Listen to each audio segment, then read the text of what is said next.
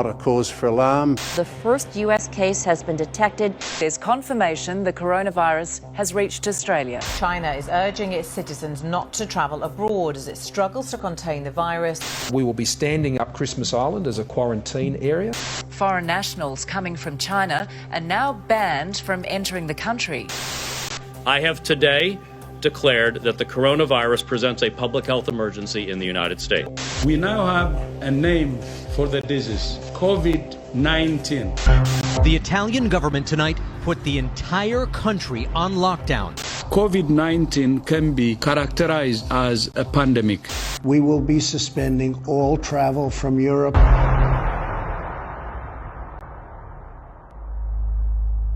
More than 3 billion people in almost 70 countries and territories have been asked to stay at home.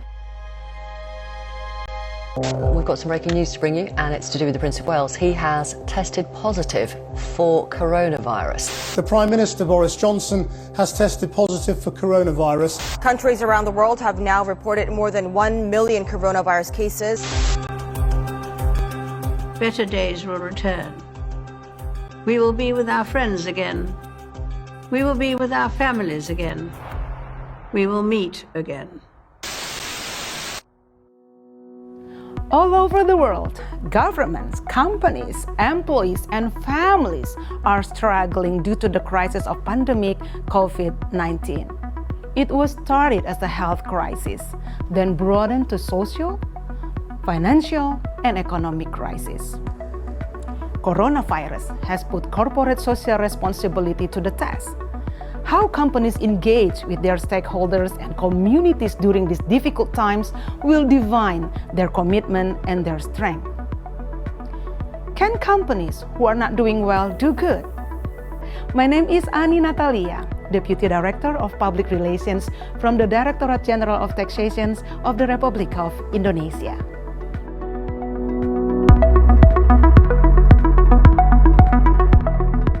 The current crisis is unlike anything we have seen before. There is no business, no sector, no economy beyond the reach of this epidemic. Then we go back to the question, can companies who are not doing well do good? Should we help others when we need help the most? The answer is yes, with a plan and strategic corporate social responsibility. Many studies have been done regarding CSR during crisis. For example, this is a very good one, an article published on the Journal of Finance by Carl Linz, Henry Servais, and Anne Tamayo.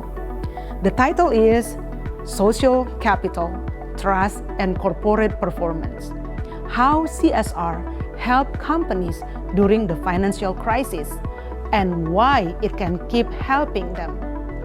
They summarize the findings of their study that shows that CSR investment can help companies when they perhaps need it the most.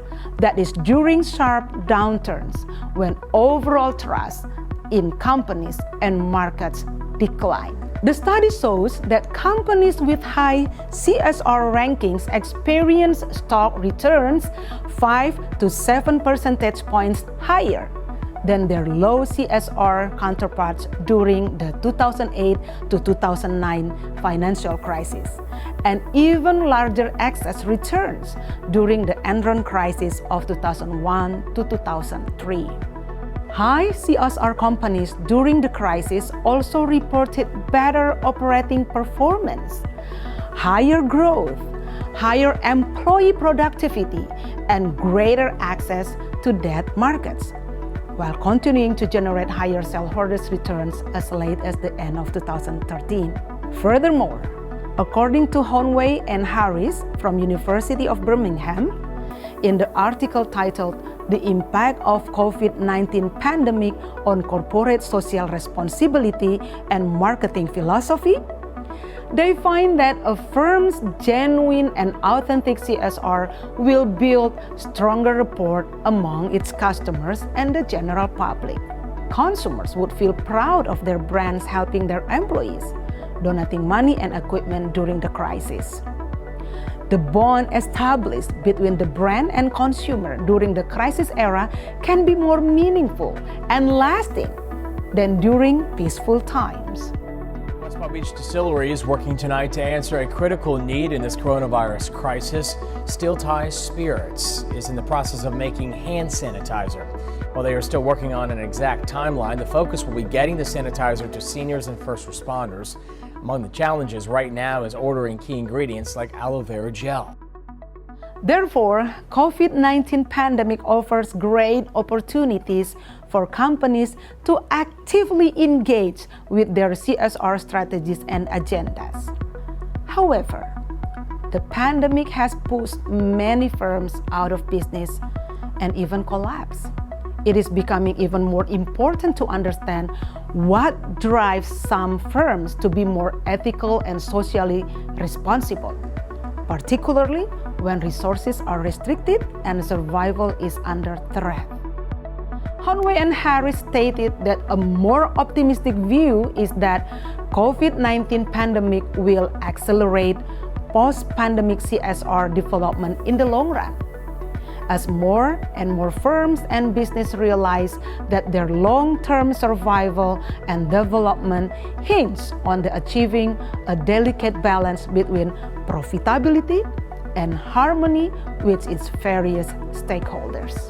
Probably, the more relevant and pressing question is not about whether to invest in CSR or not, but more about how to invest in CSR to achieve the mutually beneficial and interdependent social, environmental, and economic goals.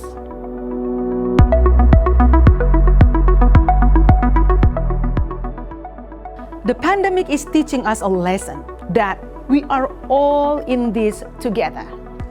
Government, business, non-profit organizations, individuals are open their arms to work together.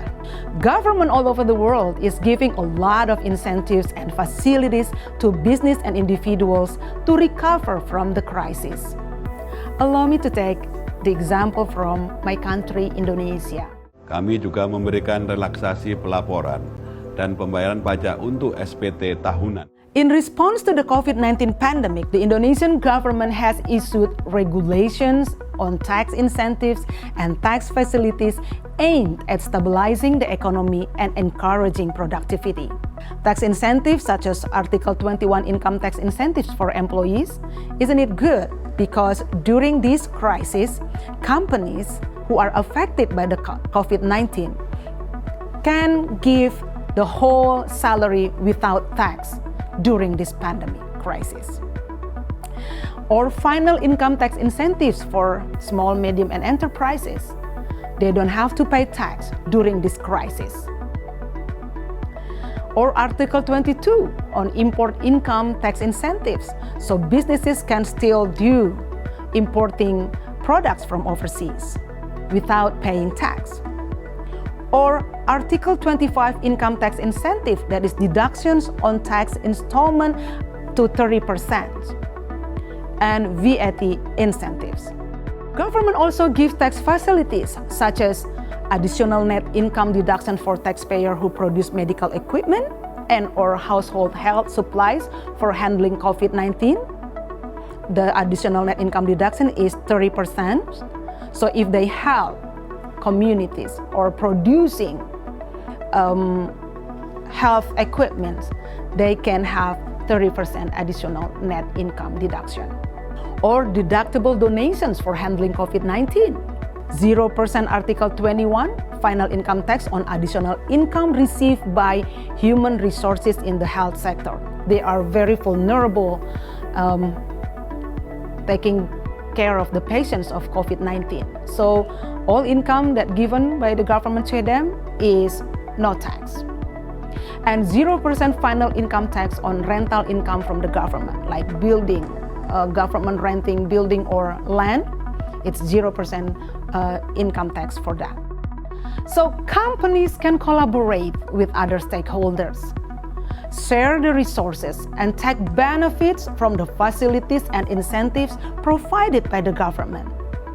In other words, hand in hand together and make a strategic CSR programs and communicate them to the stakeholders. As the African proverb says, if you want to go fast, go alone. If you want to go far, go together. We are all on this together, so don't do it alone.